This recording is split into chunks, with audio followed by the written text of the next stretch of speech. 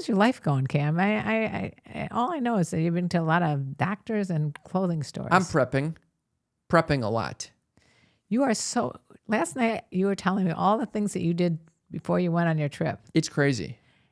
And First of all, I'm not on my trip yet. It turns out we thought last week it was going to be our final in-person we're recording. Still here. We're still here. Still in person together. I actually leave for my trip a week from today. Right. And we started, I literally had a laughing attack last night. Why? Because we're talking about all this prep you're doing and all these provisions you've been made. Going to the eye doctor. Getting insurance. The skin doctor, the foot doctor, an acupuncturist, my regular doctor's PA who finally quit on me. I getting shots, getting insurance, preparing for my phone bill. And then I say to you, you know what might happen? You get all this done. You're there for a week. You're like, what the fuck am I doing? I'm out of here. Well, then at least I tried it out. That's right. Yeah. People ask me, like, what do you think about Cam doing this digital nomad? I'm like, when other time in his life is he going to be able to do something like this? Why are people asking you this? Because they just find it very interesting. Even the person at Home Depot was interested by this yesterday. Yeah. She's like, why are you doing that? You're going alone? I'm like, yeah, I'm going alone to South America. And she goes, add to why? your anxieties. I go for adventure. She goes, oh, okay. What the fuck is that? I need this from the checkout clerk at Home Depot. Do you like give off an aura of uncertainty and dangerous situations? Because No. you've got a very heightened flight or fight response. Fight or flight? Yeah. Well, I'm on my toes. And those toes have been looked at. They have very been looked at extensively. prior to this. Yeah, I fucking love the podiatrist, by the way. How do you love a podiatrist? Fucking love the podiatrist. I usually when I'm with the doctor, I have a whole list of questions.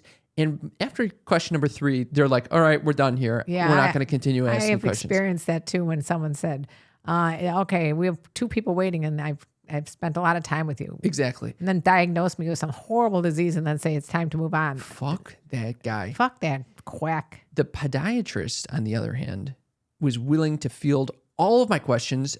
I was literally getting down to how do I improve the dexterity of my toes? And why? Do you want to just improve the dexterity of your toes? He also said, No, why? because I like to have that dexterity and control over my body. You're just jealous because your brother can play piano with his toes. I told that to the podiatrist as well. And the podiatrist told me, it's really a useless skill unless you plan to make art with your toes, which I had never considered, but now I am.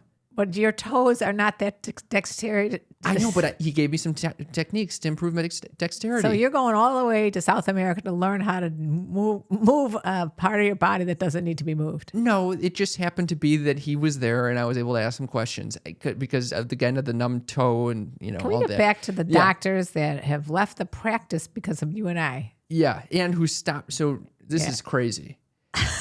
On the last episode, we informed you that the day after I saw the doctor's physician's assistant, we get a note from the doctor. We get a note from the doctor. The PA is quitting, moving away from the practice. And it had nothing to do with the fact that he saw Cameron Poter the day before. Okay. Then this week.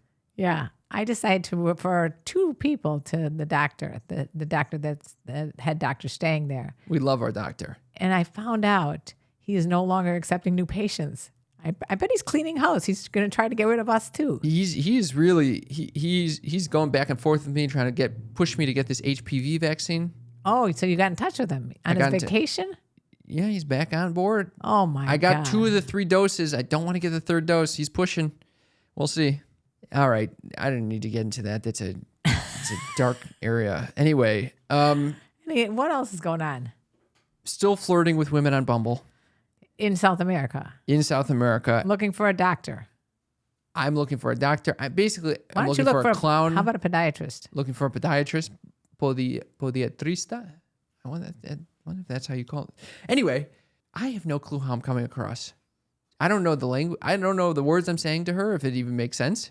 And I also don't know if, in the context of this conversation, how I'm appearing. And so I'm shooting in the dark. I can relate to this because I could tell you that when I was in Italy with your father, this was so many years ago, and I was trying out my Spanish because Spanish... Italy? Yeah, because he was... your dad was bilingual, could speak Spanish fluently, and apparently Spanish is very close to Italian. So he was able to communicate with this cab driver completely in Spanish and answering back in Italian. No way. I decided to try my hand at Spanish. Oh, God. You can't even speak Spanish to a Spanish-speaking person. I know. So I said, te amo. Why? Do you know what te amo means? I love you. I know. I was trying to say my name is. Me amo. Yeah. I said, Dingus.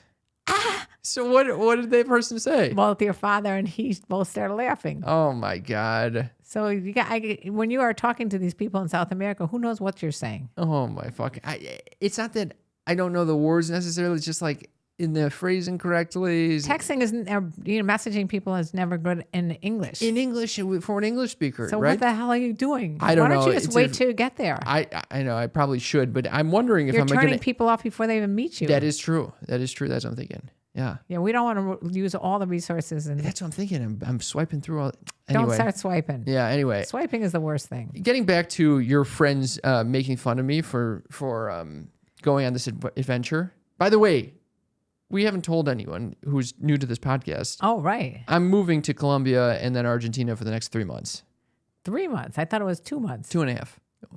You're counting down the days until I return? Yes. 2.5 months. I'm very upset right now. I thought it was only 2 months. No, it's 2.5 months. All right. Anyway, I feel like What? young Bilbo Baggins. From The Hobbit? Yes. You're a dwarf? No, not a dwarf. A hobbit. Little person? No. Little hobbit. A young hobbit. Why do you feel like you're a hobbit? By the way, Because your young- pants that you were showing me looked very hobbit-like. You told me I looked very elfish. Yeah. But again, those are elves, not hobbits. Okay. I'm sorry. Young Bilbo, he had this inclination he should go on this adventure, but he comes from the Shire. The hobbits don't like adventure. Oh. So And they would all Bilbo. judge him. They would judge him for going on these adventures. You're saying that the people surrounding you Are the judging hobbits me, are including the judging? girl from Home Depot who's fucking judging me. I'm not judging you. Ruth. I love Ruth, though. She was a sweetheart. I do laugh at some of the things that have happened to you in prior. We're not going to go there. Trips. Mom, don't bring that negativity into the shit.